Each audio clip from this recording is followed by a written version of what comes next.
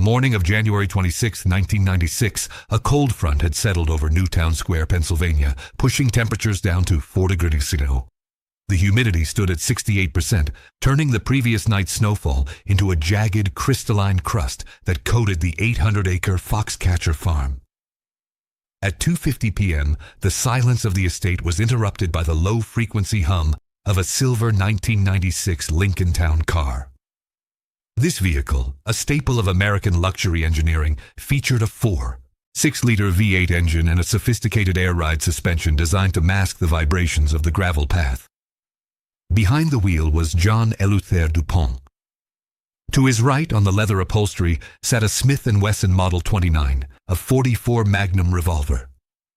This specific firearm, popularized in cinema for its stopping power, fires a 240-grain bullet at a muzzle velocity of approximately 360 meters per second.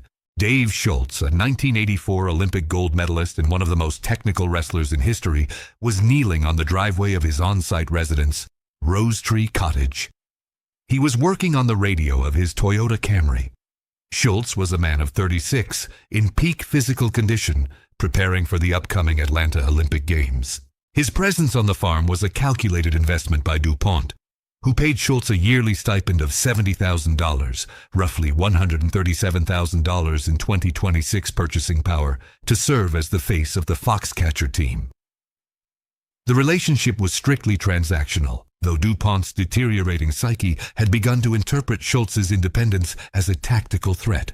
As the Lincoln came to a halt, the power window descended with a mechanical whine. Schultz approached the vehicle, likely expecting a routine administrative query. There was no verbal exchange. DuPont raised the Magnum. The first bullet struck Schultz in the arm. The second penetrated his chest, shattering ribs and piercing the lung. The third and final shot entered his back as he collapsed into the snow. The kinetic energy of a .44 Magnum at close range is approximately 1,000 foot-pounds. The trauma was instantaneous and irreversible. Nancy Schultz, Dave's wife, witnessed the final shot through a window. The sound of the gunfire, amplified by the surrounding valley, registered at 160 decibels, a level capable of causing immediate ear damage. In 1996, the United States was experiencing a period of deceptive stability. The Dow Jones Industrial Average had recently crossed the 5,000-point mark, and the Clinton administration was touting a robust recovery. However, in the microcosm of Newtown Square, the local police department was paralyzed by its ties to the shooter. Over the previous decade, John DuPont had donated more than $500,000, exceeding $1.1 million today, to the local law enforcement agencies. He had provided them with high-tech equipment, including a $30,000 infrared surveillance system and a custom-built indoor shooting range. This financial entanglement created a legal vacuum, where DuPont's increasingly erratic behavior, including pointing rifles at coaches and patrolling his property in a 15-ton M113 armored personnel carrier, was documented but never prosecuted. The Lincoln Town car reversed slowly, its tires crunching the frozen slush. DuPont drove back toward his primary residence, a 30-room Georgian mansion modeled after the ancestral estates of the European nobility. He retreated into a fortified library equipped with bulletproof glass and a direct line to his private security team. Outside, Nancy Schultz knelt over her husband. The blood at 37 degrees melted the snow in a radius that grew with every failing beat of his heart. By the time the first responders arrived, the golden eagle of the American wrestling world was dead. The man who had funded the dream had officially transitioned into its executioner. But to understand why the wealthiest man in the Philadelphia suburbs turned a Magnum against his most prized asset, one must analyze the chemical foundation of the DuPont fortune, where every dollar was forged in the heat of a gunpowder explosion. Jean Eleuthère Dupont was not merely born into wealth. He was born into an industrial dynasty that functioned as the primary architect of American military logistics. His great-great-grandfather, Eleuthère Irénée Dupont, fled the French Revolution in 1799 to establish a gunpowder mill on the banks of the Brandywine River in Delaware. By 1802, The EI DuPont de Nemours and Company was operational, utilizing a precise chemical ratio of 75% potassium nitrate, 15% charcoal, and 10% sulfur. This black powder became the standard for the U.S. government, providing the propellant for every major conflict from the War of 1812 to the American Civil War. By the time John was born in 1938, the company had diversified into polymers, creating nylon, Teflon, and Lycra, materials that would generate billions in net profit during the post-WW consumer boom. John grew up in Leicester Hall, a 1920s Georgian-style mansion constructed with hand-cut limestone and mahogany detailing. The estate was a monument to the $200 million fortune, equivalent to nearly $4.4 billion in 2026, controlled by his parents, Jean Austin DuPont and William DuPont Jr. His mother, June, was a formidable figure in the equestrian world, spending the equivalent of $500,000 annually on the maintenance of Welsh ponies. Her affection was a commodity, measured in ribbons and pedigree. John was often relegated to the care of a rotating staff of English nannies and French tutors. In the rigid hierarchy of the DuPont family, emotional intimacy was viewed as an inefficiency. The architecture of Leicester Hall was designed to emphasize isolation. The ceiling stood at 5 meters, creating a reverberation that made a child's footsteps sound insignificant. While other scions of the Gilded Age pursued law or finance, John turned to the cold taxonomic precision of ornithology and conchology. By age 10, he had mastered the chemical preservation of avian specimens. The process involved the use of arsenic trioxide and mercuric chloride to prevent decay, toxic substances that he handled with chilling regularity. This was his first attempt at control. Preserving a dead bird was easier than navigating the expectations of a mother who preferred the company of humongous 200-pound stallions. In the 1950s, the DuPont family was part of the DuPont 100, a group of shareholders who effectively controlled the global chemical market. Their influence extended into the halls of the Eisenhower administration, shaping trade policies that favored American industrial expansion. John's father, William, was a specialist in the construction of thoroughbred racetracks, employing advanced civil engineering to create optimal drainage and soil compaction. John, however, was a social outlier. He failed to integrate into the elite circles of the Ivy League, instead finding solace in the observation of lesser organisms. His collection of 66,000 bird skins would eventually become one of the largest private archives in the world, valued at several $1 million. By his early 20s, John had developed the obsession with the purity of specimens. This mirrored the eugenic undercurrents often found in old money circles of the era. He viewed the world through the lens of a curator, categorizing humans as he did his shells. His isolation was reinforced by a trust fund that generated approximately $25,000 a week in 1960 dollars, roughly $260,000 today, regardless of his professional output. This financial autonomy meant he never had to negotiate with reality. He bought his way into expeditions in the Philippines and South Pacific, hiring world-class scientists to act as his subordinates. He was not a peer to these men. He was their sovereign. The transition from the laboratory to the wrestling mat was not a change in character, but a change in medium. He realized that while dead birds could be cataloged, living men could be molded. He began to envision Foxcatcher Farm not as a sanctuary for nature, but as a laboratory for human performance. He would apply the same chemical and logistical precision used in the gunpowder mills to the development of an Olympic champion. John DuPont was no longer content with observing the world. He was preparing to own the individuals who dominated it. The golden eagle was beginning to realize that the most rarest specimen of all was not a bird, but the absolute submission of another man's will. By the mid-1970s, John DuPont had successfully leveraged his chemical inheritance to purchase the one thing his family lacked: intellectual legitimacy.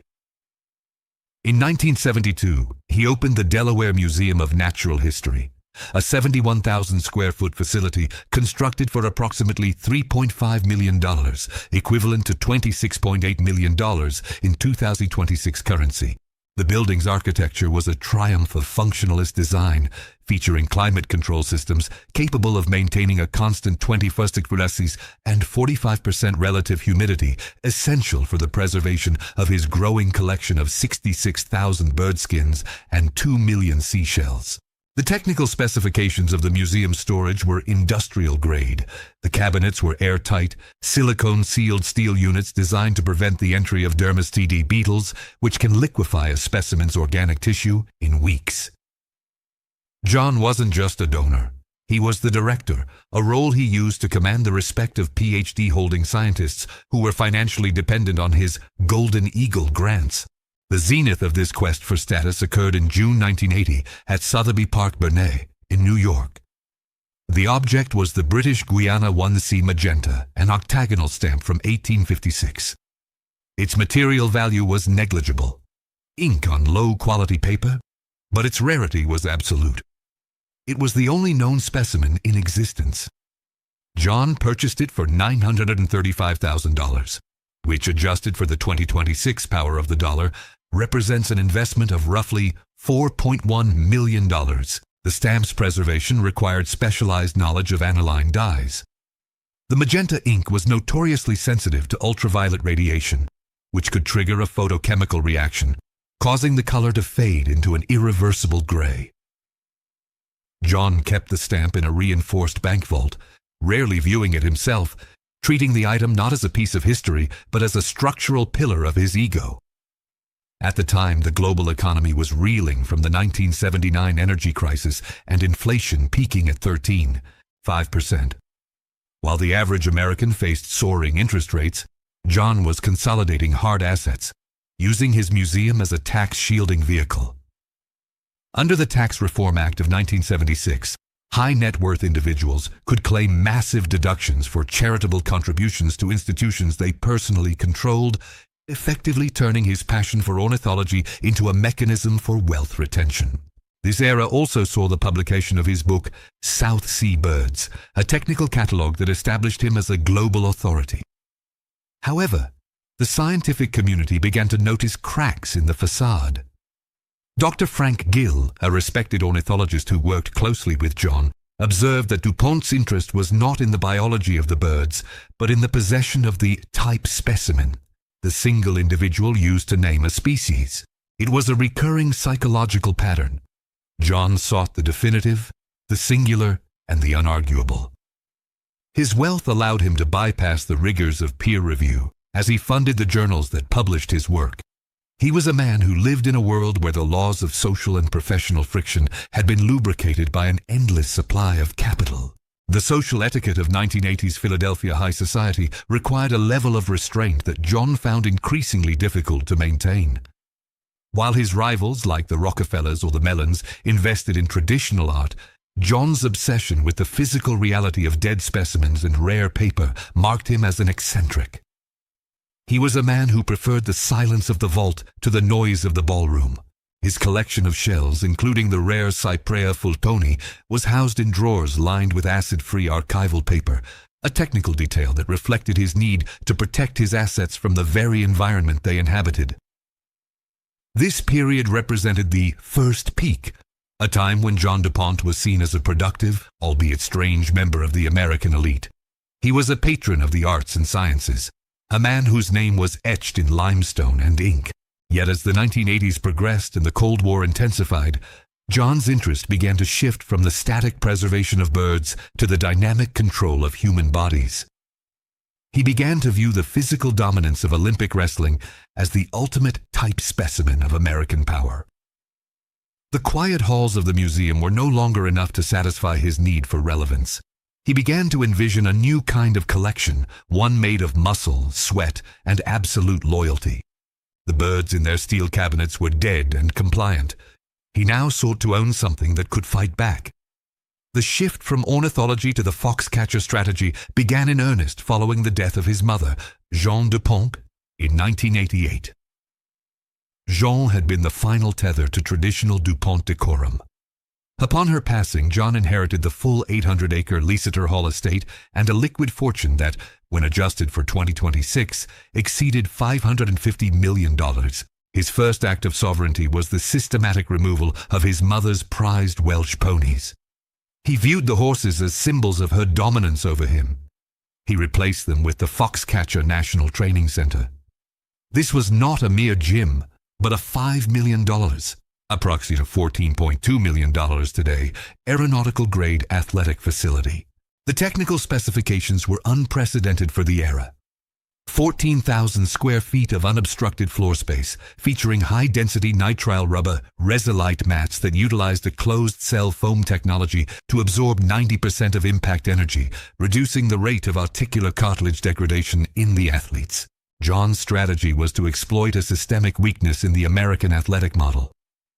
In the late 1980s, Olympic wrestlers were technically amateurs, receiving almost zero federal funding despite the immense pressure to defeat the state-sponsored Red Machine of the Soviet Union. The U.S. Wrestling Federation operated on a shoestring budget. DuPont stepped into this vacuum with the financial force of a private state. He offered the top tier of American wrestlers, most notably the Schultz brothers, salaries ranging from $50,000 to $70,000 per year. In 2026 terms, this meant a wrestler could earn up to $195,000 annually just to train, plus free housing in luxury on-site cottages and access to private medical care. For Mark Schultz, a man who had been living on the brink of poverty despite his Olympic gold, the Foxcatcher offer was a Faustian bargain. The engineering of the Foxcatcher facility included a state-of-the-art video analysis room equipped with Sony Betacam SP recorders, the industry standard for broadcast television, allowing for frame-by-frame biomechanical breakdown of maneuvers. John also installed a specialized HVAC system designed to maintain a competitive humidity of 50%, mimicking the conditions of international arenas. He wasn't just providing a place to train, he was creating a synthetic ecosystem where he was the sole provider of resources. He began to demand that athletes wear the Foxcatcher logo, a stylized blue fox, at all times. He insisted on being called Coach, despite his lack of technical wrestling knowledge. He would often walk onto the mats in expensive leather shoes, attempting to demonstrate moves he had only seen on tape, while the world-class athletes he paid stood by in forced, respectful silence. The macro context of 1988 was defined by the Seoul Olympics and the final, desperate gasps of the Cold War. The Reagan era had instilled a win-at-all-costs mentality in American sports, and John DuPont saw himself as the private sector general of this crusade. He leveraged his wealth to become the primary sponsor of USA Wrestling, donating $1.5 million, approximately $4.3 million today, to the organization. This donation bought him more than just a title. It bought him immunity. When he began to exhibit signs of instability, such as driving his M113 armored personnel carrier into a pond or brandishing firearms during practice, the Federation's leadership remained silent. To challenge John was to risk the financial collapse of the entire national program. Mark Schultz, the first of the brothers to move to the farm, found himself in an environment of gilded paranoia. The estate was patrolled by a private security force equipped with encrypted Motorola radios and night vision optics, technology that was largely restricted to military use at the time. John's behavior was becoming increasingly erratic, fueled by a cocktail of alcohol and unquantified psychological decay. He would often call Mark into the main house at 3 a.m. to discuss international conspiracies or to show him new additions to his bird collection. The power dynamic was absolute. John owned the land, the house, the equipment, and via the monthly stipend, he owned the time and the loyalty of the men. The Foxcatcher strategy was a success in its primary goal. It consolidated the best wrestling talent in the Western Hemisphere under one roof. But as the 1990s approached, the Golden Eagle began to realize that money could buy physical presence, but it could not buy the genuine respect of the men he subsidized. He had built a fortress of muscle and high-tech foam, but the foundation was resting on a mind that was rapidly losing its grip on the distinction between a benefactor and a god. The strategy had one fatal flaw. John DuPont had created a world where no one was allowed to tell him no. And in the vacuum of that silence, a lethal delusion was beginning to take root. The lifestyle at Foxcatcher Farm during the early 1990s represented a grotesque fusion of old-world aristocratic decadence and modern militaristic obsession. John DuPont's daily existence was choreographed by a staff of 30, including gardeners, security detail, and domestic servants, whose combined payroll exceeded $1.2 million annually, approximately $2.8 million in 2026 purchasing power. The estate's primary residence, Leicester Hall, was a masterpiece of Georgian Revival architecture, but its interior had been transformed into a high-security bunker. John's obsession with physical safety led to the installation of a perimeter defense system that utilized early microwave motion sensors and a closed-circuit television (CCTV) matrix consisting of 32 solid-state cameras. The technical maintenance of this system alone cost $45,000 per year, a sum that could have funded a middle-class household in 1991. John's preferred mode of transit across his 800-acre domain was a surplus M113 Armored Personnel Carrier, APC. This 12.3-ton tracked vehicle was engineered by FMC Corporation with 50-83 aluminum alloy armor designed to protect occupants against 7.62 mm small arms fire and shell splinters. Powered by a Detroit diesel 653 six-cylinder engine generating 215 horsepower, the M113 roared across the pristine Kentucky bluegrass lawns of Foxcatcher at speeds of 64 kilometers per hour. John often operated the vehicle while armed with a nickel-plated .357 Magnum, viewing himself as a tactical commander surveying a war zone rather than a landlord overseeing a farm. The fuel consumption of the M113 was a staggering 0.6 miles per gallon. For John, the logistical cost was irrelevant. He also maintained a private helipad for his Augusta A109, a high-speed twin-engine helicopter with a retractable landing gear system that cost $3 million, nearly $7 million today, to purchase and maintain. The interior of the mansion was a repository for chemical-era wealth. John's wine cellar was stocked with 1982 Bordeaux and rare vintages of Chateau Petrus, with individual bottles valued at $5,000 or roughly $12,000 in 2026 terms. These were often consumed in isolation or served to bewildered wrestlers who could not distinguish a premier cru from a common table wine. The dinner service followed a rigid, archaic etiquette where John was always served first and no one could speak unless addressed by the Golden Eagle. The contrast was stark. While the American economy was struggling to emerge from the 1991 recession and the unemployment rate hovered near 7%, DuPont was spending $200,000 a year just on the specialized feed and veterinary care for a dwindling flock of exotic birds. He was a man insulated from the macroeconomic reality of the decade, protected by the chemical patents of his ancestors, which continued to yield dividends regardless of his erratic management. In this gilded vacuum, John's self-perception shifted. He was no longer a benefactor. He was a sovereign. He began to demand that the athletes participate in bizarre social rituals, such as late-night military drills on the lawn or mandatory attendance at his private screenings of nature documentaries. He viewed his wealth as a chemical catalyst that could transform human nature itself. He spent $150,000, equivalent to $360,000 today, to commission a series of bronze statues of himself and his favorite wrestlers, cast by specialized foundries in Italy.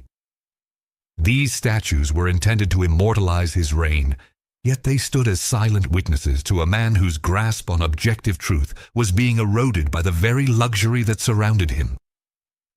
John DuPont had created a paradise of steel, silk, and armor, but the atmosphere inside Foxcatcher was becoming increasingly devoid of oxygen.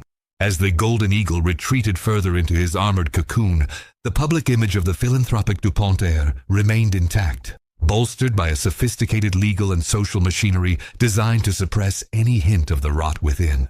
The public persona of John DuPont was a carefully engineered construction, maintained by the weight of the DuPont name and the strategic distribution of capital. In the social hierarchy of Philadelphia's main line, a region defined by old money lineage and strict social codes, eccentricity was often tolerated as long as it was well-funded. John's social mask was reinforced by his marriage to Gail Wenck in 1983. Gail, an occupational therapist, was initially drawn to John's apparent dedication to science and philanthropy. The wedding was an exercise in mainline opulence, featuring a prenuptial agreement drafted by a phalanx of corporate attorneys. This legal document was a masterpiece of asset protection, ensuring that the DuPont family trusts, which generated a monthly allowance of $25,000, roughly $82,000 today, remained untouchable by any domestic claim. The marriage lasted exactly 90 days. Behind the closed doors of Liseter Hall, the mask slipped. Gail would later testify in legal depositions that John's behavior was not merely eccentric, but violent. He accused her of being a Soviet sleeper agent sent to sabotage his ornithology research. In one instance, he attempted to push her out of a moving vehicle. In another, he brandished a firearm during a verbal disagreement. However, in 1983, the legal threshold for domestic intervention in high society households was prohibitively high. When Gail sought a divorce, the DuPont legal machine mobilized. They utilized a scorched earth litigation strategy, burying her in motions and technicalities until she agreed to a settlement that included a strict non-disclosure agreement. In the eyes of the public and the local judiciary, John remained a bachelor of high standing.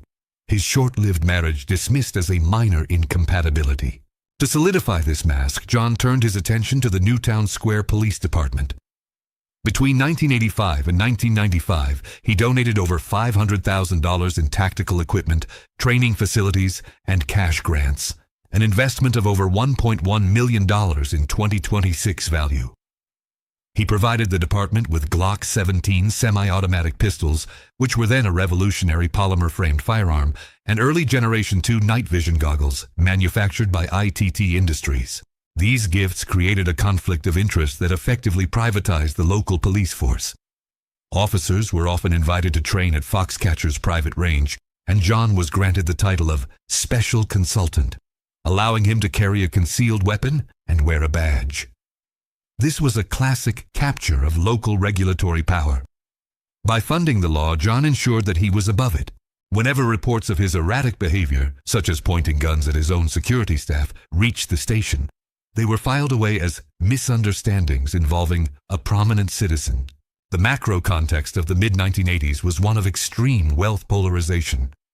While the Reagan administration's tax cuts favored the ultra-wealthy, the social safety nets for mental health were being dismantled.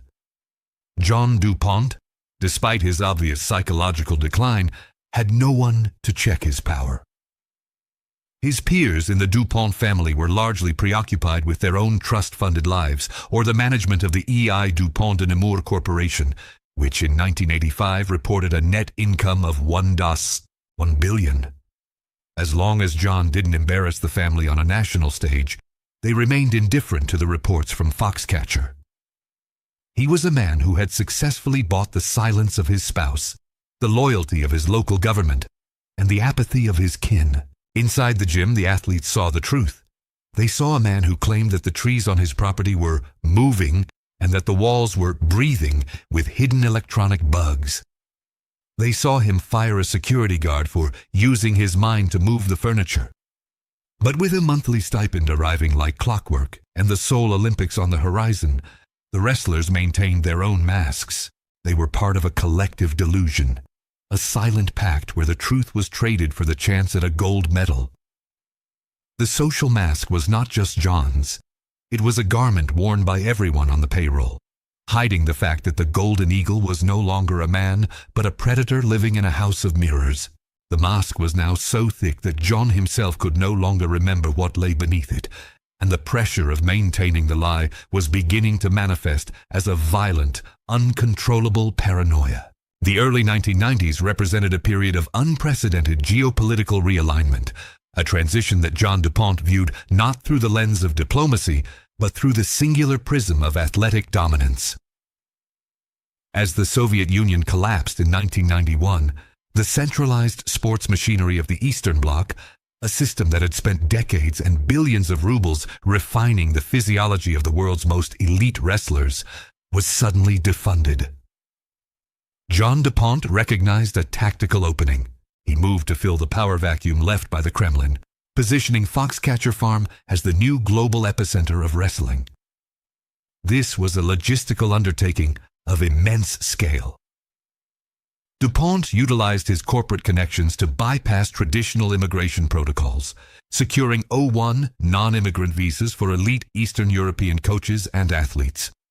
These visas, reserved for individuals with extraordinary ability, required a level of documentation and legal fees that often exceeded $15,000 per applicant, roughly $34,000 in 2026 currency. By 1992, Foxcatcher had become a sovereign athletic state, housing the very enemies the U.S. had spent 40 years trying to defeat. The centerpiece of this international acquisition was Valentin Jordanov, a Bulgarian flyweight and 7-time world champion. Jordanov was a technical marvel, his style characterized by a low center of gravity and a reactionary speed that approached the limits of human neuromuscular transmission. To secure Jordanov's loyalty, DuPont provided him with a salary and living conditions that were inconceivable in post-communist Bulgaria. He bought Jordanov's presence with the same cold, calculated precision he used to purchase rare avian specimens. The macro context of 1992 was defined by the Barcelona Olympics, the first games following the end of the Cold War. While the world celebrated the Dream Team and the spirit of global unity, John DuPont was focused on the Golden Eagle brand. He invested over $1.5 million, equivalent to $3.5 million today, into the Foxcatcher training program that year alone. This funding covered the maintenance of the Foxcatcher training mats, which were manufactured from high-impact nitrile foam with a tensile strength of 50 psi, ensuring that his athletes could train for 6 hours a day with minimal joint inflammation. Technically, the E.I. DuPont de Nemours and Company was undergoing its own metamorphosis during this period. Under the leadership of CEO Edgar S. Woolard Jr., the company was shifting its focus toward high-margin life sciences and advanced materials like Kevlar and Nomex. Kevlar, chemically known as polyparaphenylene terephthalamide, was becoming the global standard for ballistic protection. John, though no longer involved in the company's daily operations, derived his power from the dividends of these innovations. In 1991, the company reported sales of $38.7 billion. John's personal share allowed him to operate Foxcatcher with a total disregard for the domestic economy, which was then suffering from a post-Gulf War slump. He viewed himself as a private sector titan whose wealth was a tool for national prestige. He began to demand that his athletes wear singlets made of specialized DuPont lycra, a synthetic fiber composed of at least 85% polyurethane, designed to provide maximum muscle compression and moisture-wicking capabilities. The Foxcatcher logo was embroidered into these garments using high-denier polyester thread, a small but technical detail that signified John's ownership of the men beneath the fabric. Archive records from 1992 show that John's obsession with the Red Machine had evolved into a personal competition with the ghost of the Soviet athletic system. He hired former Soviet coaches to implement periodization training cycles, a technical methodology involving micro, meso, and macro cycles designed to peak an athlete's physiological state at the exact moment of competition. This involved precise monitoring of heart rate variability and blood lactate levels, metrics that John insisted on reviewing personally despite having no medical degree. He was a man playing with the variables of human performance as if he were back in his ornithology lab, adjusting the nutrients and environments of his subjects. The athletes, including Dave Schultz, became secondary characters in John's internal drama, mere components in a machine designed to prove that the DuPont fortune was the most powerful chemical force in the world. However, the fall of the Berlin Wall and the end of the Cold War deprived John of a tangible enemy. Without the Soviet threat to focus his aggression, his mind began to turn inward, seeking out new invisible conspiracies within the borders of his own estate. The very athletes he had imported to bolster his prestige were now being viewed through a lens of growing suspicion. He began to believe that the purity of Foxcatcher was being compromised from the inside, and his obsession with national security started to manifest as a terrifying, localized paranoia. By 1993, the psychological architecture of John DuPont had begun a terminal collapse into clinical paranoia and hallucinatory psychosis. This shadow period was marked by a massive investment in surveillance technology that exceeded the requirements of a private citizen and rivaled the capabilities of a small intelligence agency. John commissioned the installation of a forward-looking infrared FLIR system across the primary residence and the training facilities. These thermal imaging cameras utilized uncooled microbolometer technology capable of detecting temperature differentials as small as 0.05 degrees Celsius. In 1993, this technology was prohibitively expensive, with a single unit costing upwards of $25,000, roughly $54,000 today. John used these cameras not to protect his property, but to hunt for shadow people and invisible tunnels he believed Dave Schultz and other wrestlers were using to move beneath the floorboards. The chemical component of John's decline was equally technical. Forensic reports and witness testimonies from the era suggest a significant consumption of high-purity cocaine and alcohol. Cocaine, an alkaloid that inhibits the reuptake of dopamine, norepinephrine, and serotonin in the brain's synaptic clefts, caused a chronic overstimulation of John's sympathetic nervous system. In a man already predisposed to paranoid schizophrenia, likely exacerbated by the genetic insularity of the Pont lineage, this created a feedback loop of hypervigilance and aggression. He began to believe that the trees on the Foxcatcher estate were sentient and that they were moving at night to reposition themselves for an eventual assault on his mansion. He ordered his security team, many of whom were former military contractors earning upwards of $150,000 a year in 2026 value, to shoot the trees if they saw them move. A secondary but crucial character during this descent was Patrick Goodale, a security consultant who became John's closest confidant. Goodale was a man who understood the mechanics of John's wealth and the depth of his delusion. Rather than intervening, the security apparatus around John functioned to validate his paranoia, as doing so ensured their continued employment. They accompanied him as he patrolled the grounds in his M113 APC, looking for spies. The technical cost of maintaining this private army was staggering. Beyond salaries, John paid for encrypted radio networks, specialized tactical gear, and a constant supply of ammunition for his extensive collection of firearms, which included H&K MP5 submachine guns, the gold standard for close quarters battle, CQB, in the early 90s. This environment created a lawless zone where the standard rules of American society were suspended by the weight of the DuPont checkbook. The racism that began to emerge in John's rhetoric during this period was a specific, virulent strain of pure lineage ideology. In 1994, John abruptly banned all black athletes from Foxcatcher Farm. He claimed that the Golden Eagle required a specific vibration that was being disrupted by their presence. This was a direct echo of the eugenic theories that had quietly circulated in some old-money American circles for a century. He ordered all black items to be removed from his site, including black cars and black clothing, believing they were conduits for demonic energy. The cost of this obsession was not just moral but operational. He fired world-class trainers and lost potential Olympic medals to maintain this delusional purity. Dave Schultz, ever the diplomat, attempted to mediate between John and the athletes, but his proximity to the billionaire only made him a primary target for John's deteriorating mind. Archive trivia from this period reveals that John had become obsessed with the architectural layout of the mansion's ventilation system.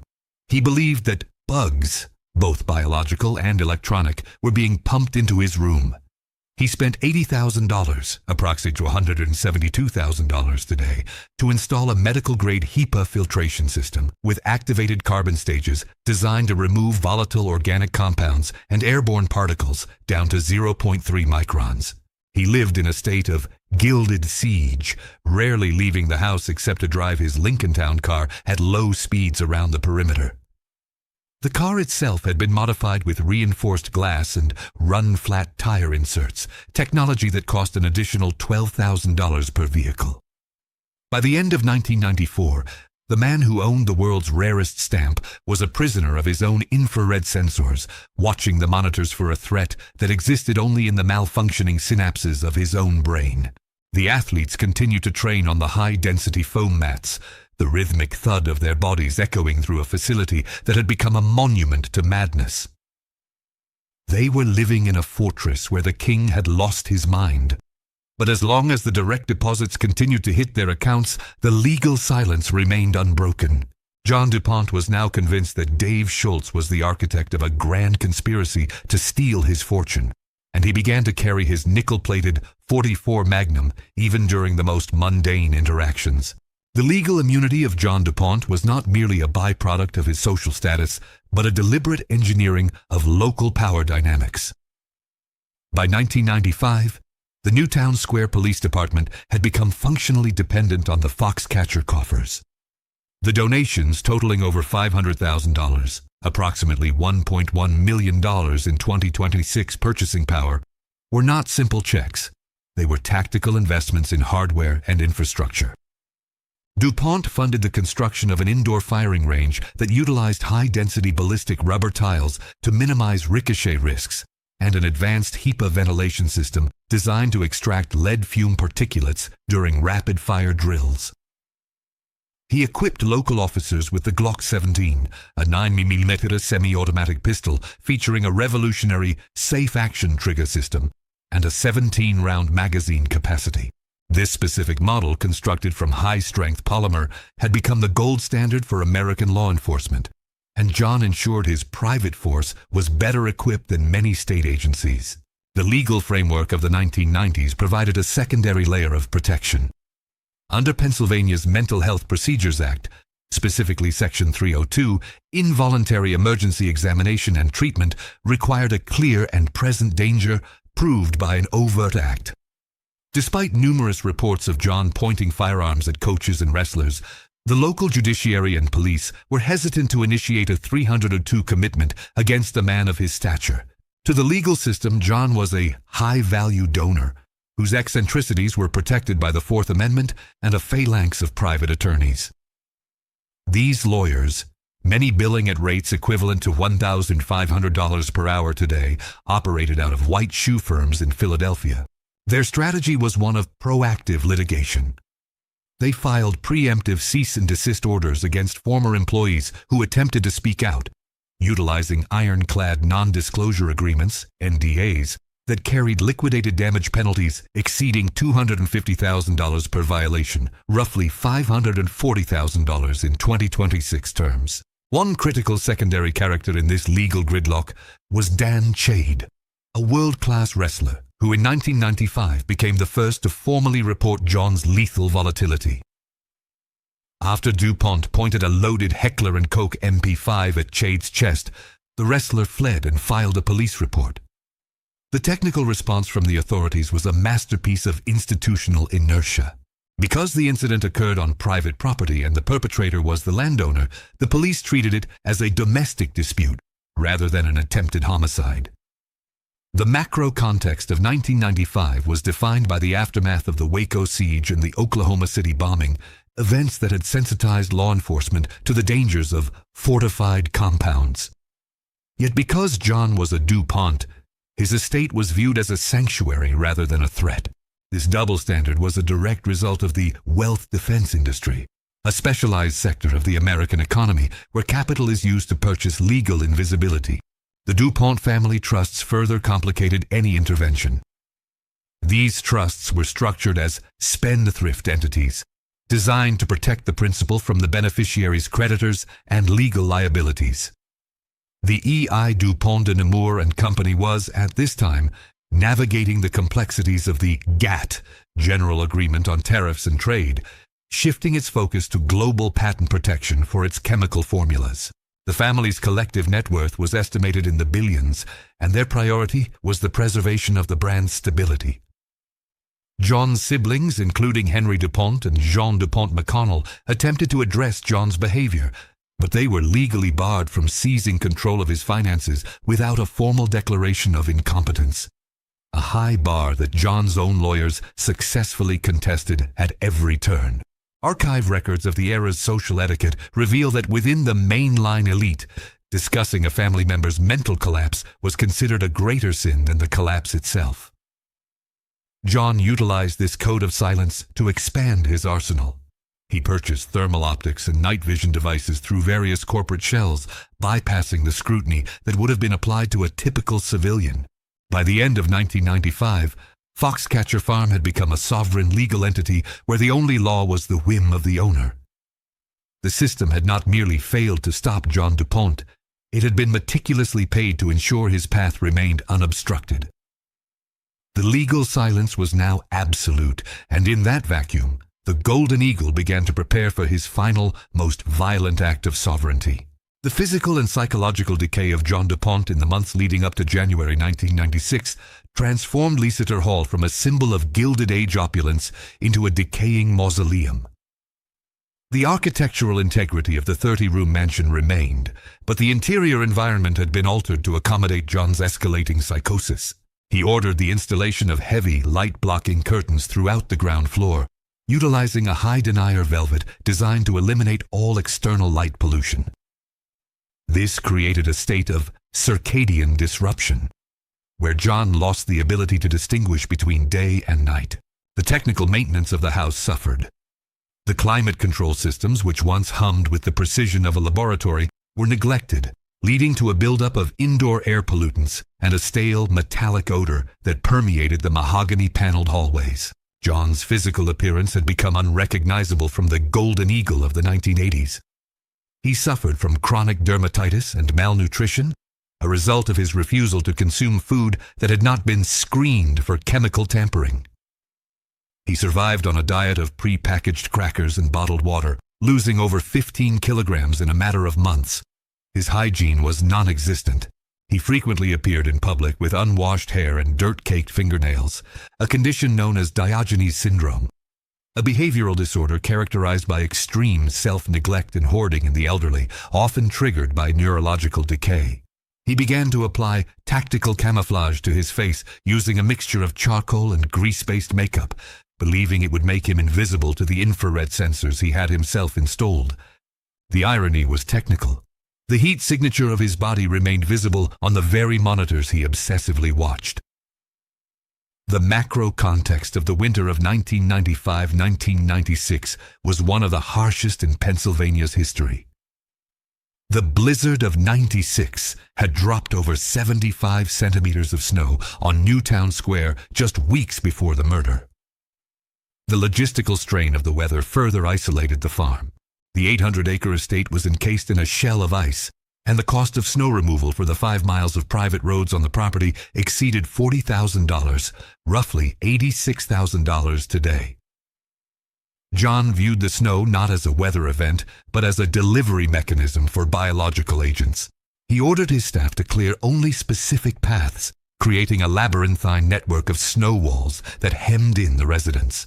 Nancy Schultz, living in Rose Tree Cottage, observed John wandering through these snow-walled paths at 3 a.m., clutching a handheld radio and whispering to unseen entities. Secondary characters who remained on the payroll, such as the domestic staff and remaining security guards, operated in a state of hypervigilance.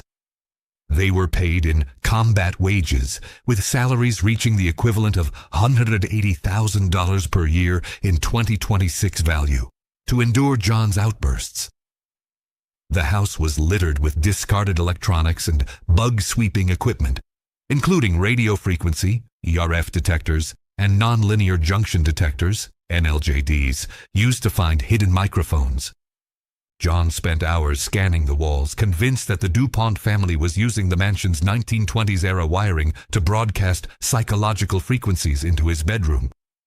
This technological paranoia was a perversion of his ancestors' engineering legacy.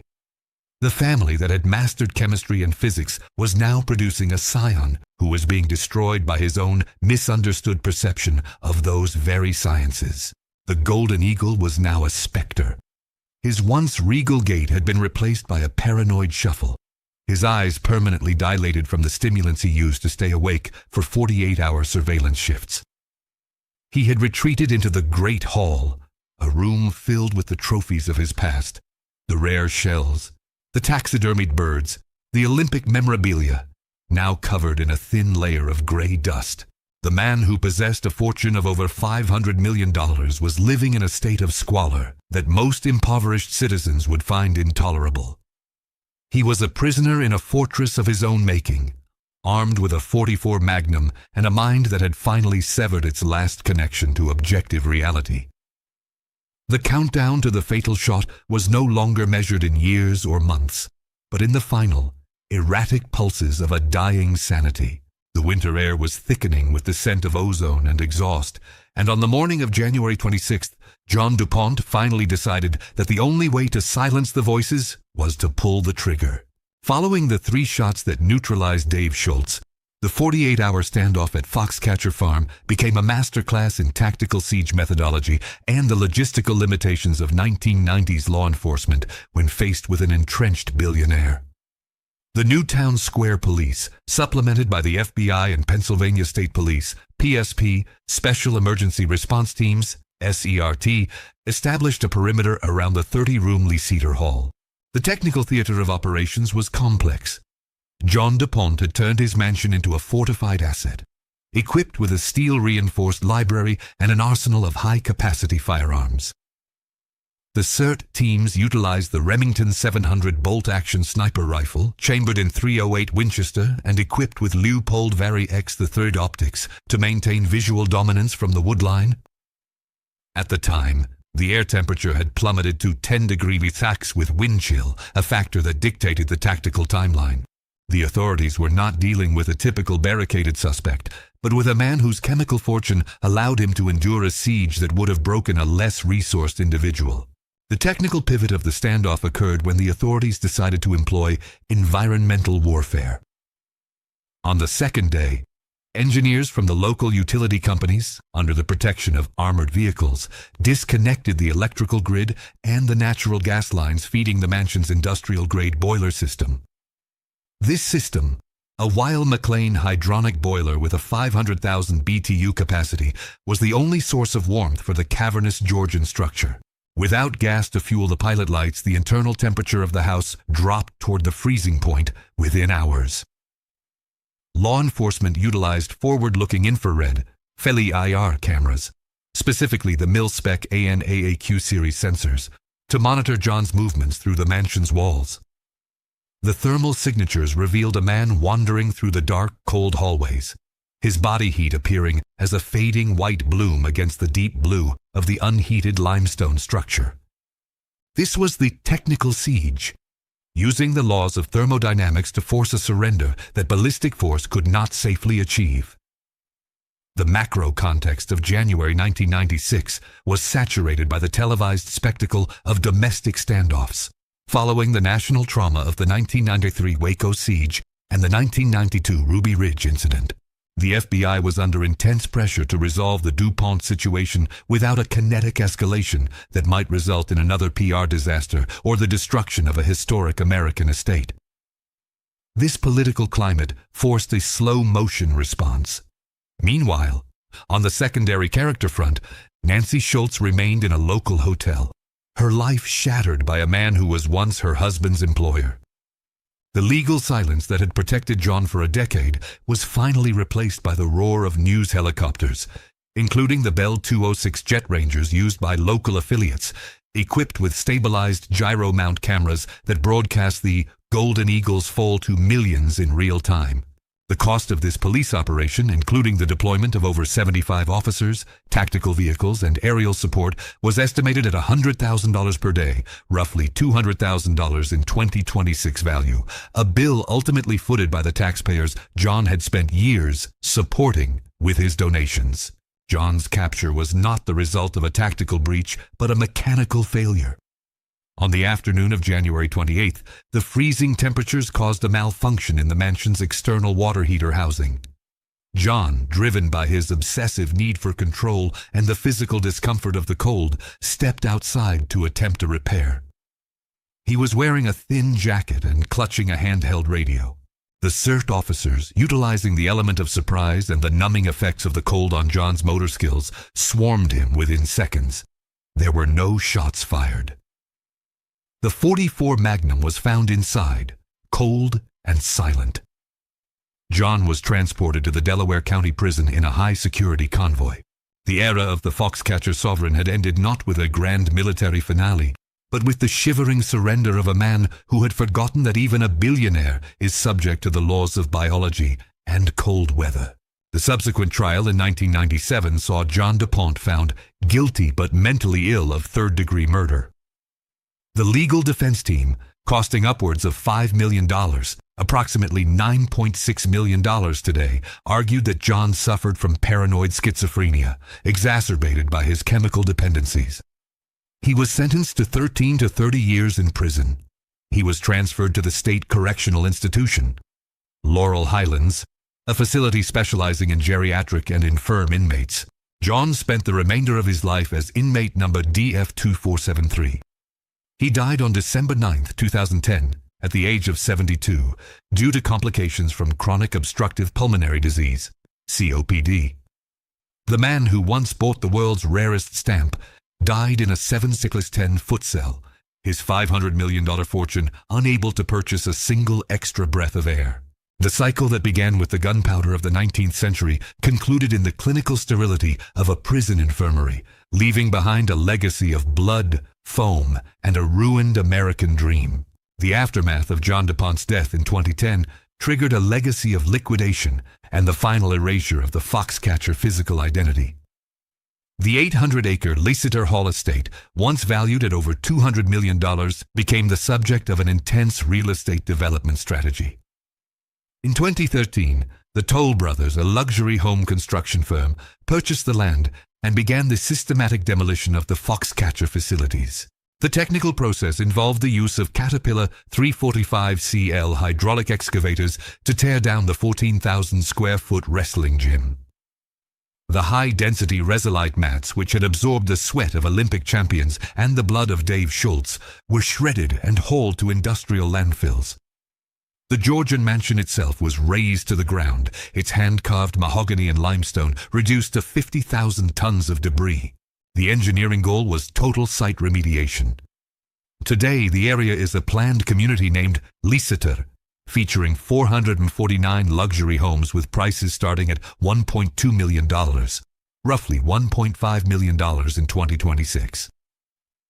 The only physical remnant of the DuPont era is the stone water tower, now a decorative landmark for suburban families who drive SUVs over the ground where a champion was executed.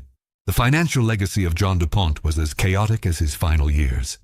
His will, a document that had been revised multiple times during his descent into madness, left 80% of his remaining estate, estimated at $285 million in 2010, $410 million today, to the Bulgarian wrestler Valentin Jordanov and his family. This decision triggered a massive legal challenge from John's nieces and nephews, who argued that the billionaire was under undue influence and lacked testamentary capacity at the time of the signing. The litigation lasted years, involving hundreds of thousands of pages of discovery and specialized forensic accountants who charged $800 an hour to trace the movement of DuPont assets through various international trusts. The case highlighted the inheritance industrial complex, where the death of a billionaire generates more wealth for law firms than the original fortune ever did for its laborers.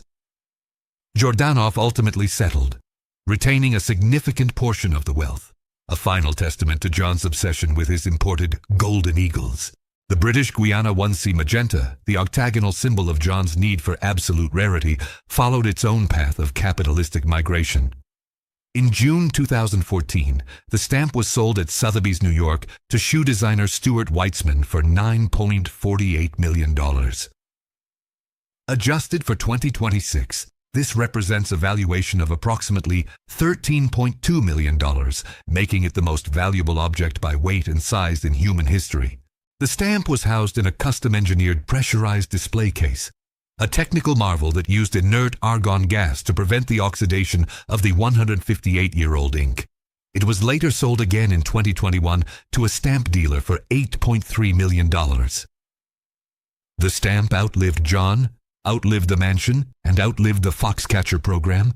It remains a cold, magenta-colored observer of the men who think they can own history. The macro context of the 21st century has seen a shift in how society views the intersection of extreme wealth and mental health. The Foxcatcher case served as a grim catalyst for changes in the duty to intervene protocols within high net worth estate management. However, the fundamental structures, the private security forces, the legal NDAs, and the capture of local law enforcement through donations remain largely intact in the modern American oligarchy. The secondary characters of the tragedy, most notably the Schultz family, used their settlement money to establish the Dave Schultz Memorial Fund, supporting the very athletes John tried to own. Mark Schultz, who survived the ordeal, became a vocal advocate for athlete safety. His life forever bifurcated by the years he spent in the Golden Eagle's shadow. As the 2020s progress, the story of John Pont is often reduced to a cautionary tale of eccentricity gone wrong. But the black and white truth is more technical and more terrifying. It is the story of a system that allowed a man to build a killing field because his name was on the checks. The chemicals that made the DuPonts rich also created a world where the air was too thick with privilege for anyone to breathe the truth. The 800 acres of Foxcatcher are now divided by white picket fences and manicured lawns, but the soil still retains the chemical signature of a dynasty built on gunpowder. The final reality of John DuPont is not found in his trophies or his stamp, but in the silence of the snow that continues to fall on Newtown Square every January. The true cost of absolute power is not the price of the palace, but the total loss of the horizon that tells a man where his shadow ends and the rest of the world begins.